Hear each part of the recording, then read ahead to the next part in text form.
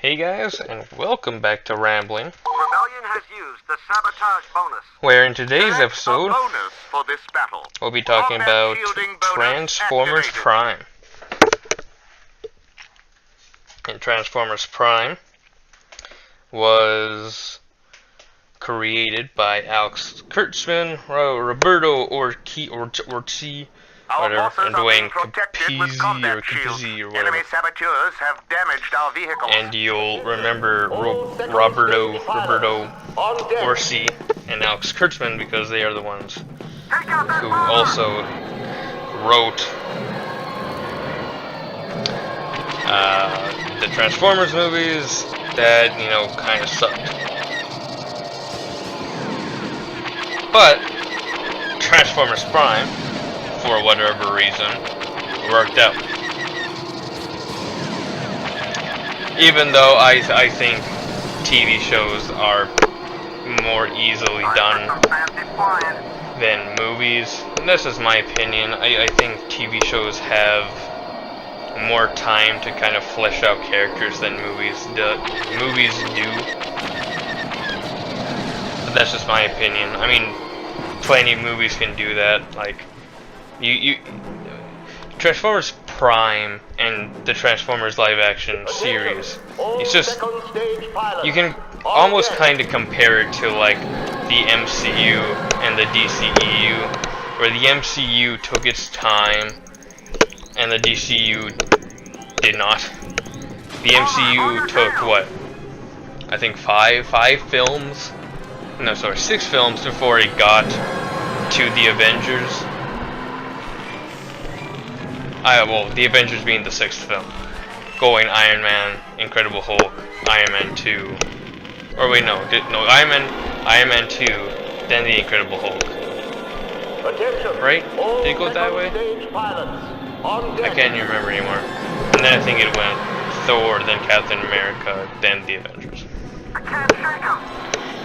But that's beside the point. Transformers Prime came out, and it was kind of advertised to be, like the live-action series, but animated, and kind of like G1 a little. I think. I'm pretty sure that's how it was advertised. I could be wrong. But regardless, Transformers Prime shocked a lot of people for just how good it was. And I, among many,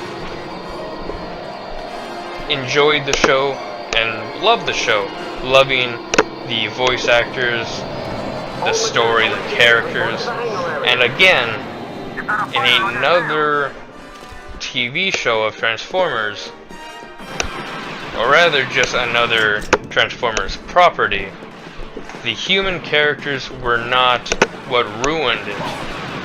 Well, not like I'm saying Transformers Prime was ruined. I guess Transformers Prime was ruined in the sense that it finished kind of prematurely. But it was still, or rather, the human characters didn't take away from the show, really, ever. Sometimes you can be like, oh man, I didn't really like them in this episode, but you can say that about any character. And the cast was great on both sides, especially on the Decepticon side. Knockout is probably one of my favorite Transformers now, after seeing him in Prime. Starscream, as usual, is always great, and this time he's being voiced by the just great Steve Bloom. And Steve Bloom just feels like Steve Bloom is always expanding his voice or expanding whatever. And he's just good, and just doesn't stop being good. Like from being Guilmon from Digimon to being Starscream in Transformers Prime. Steve Bloom is just great. He is just great. Like, there's nothing else to say about it. Frank Welker comes back to voice Megatron, of course. Which, I mean, I'm probably one of the many who also say that he should have just been Megatron at the start of the live-action series. But, oh well. Not like I'm saying, I can't remember saying more. But the guy who did Megatron in the first three. I don't know why I can't remember his name. What is the fridge? What is in the fridge? Oh well. Hugo Weaving, there you go.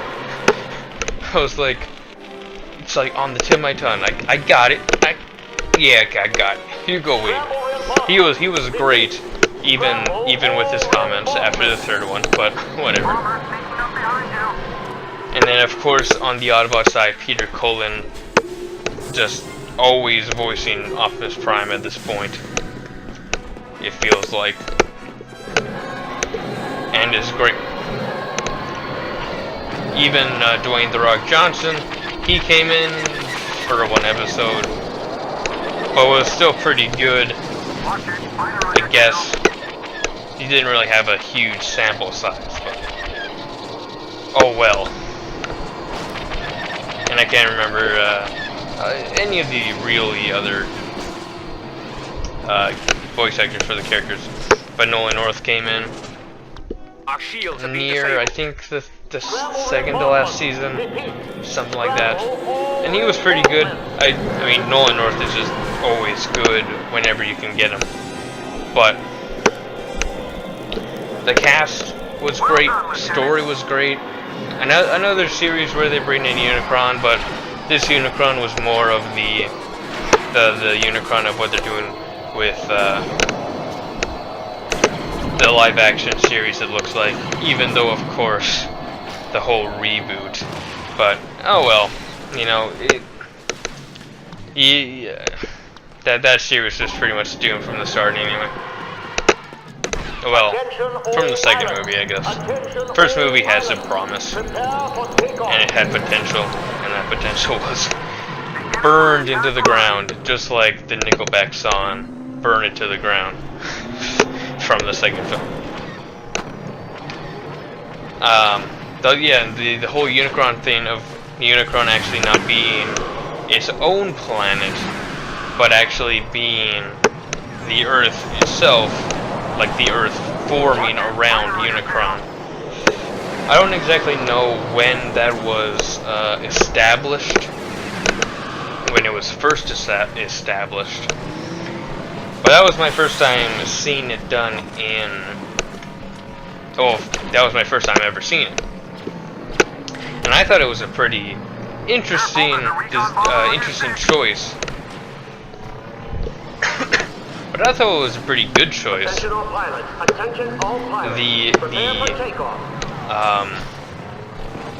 You know, Unicron was always just like either Cybertron's moon, or like in Armada, or it was just out there by itself, like in G1.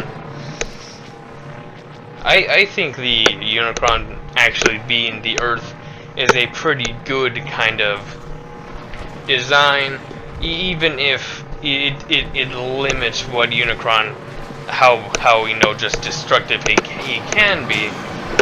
It definitely is much more easier for, let's say, a live-action universe to do. But overall, Transformers Prime was really good. It had solid story. It had solid characters. And I mean, every season was great. I mean, of course, the seasons later on were better than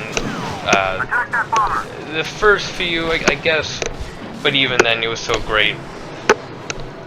Apologies for this bad gameplay, also, because, geez, I had like no idea. I completely forgot what to do in the space battles, but regardless, I do kind of get a hang of it later, and well, at the end of the space battle, I kind of like, oh yeah, now I remember what to do. But overall, this will be the end of this episode, the end of this Transformers Prime rambling, and I'll see you guys in the next rambling about nonsense.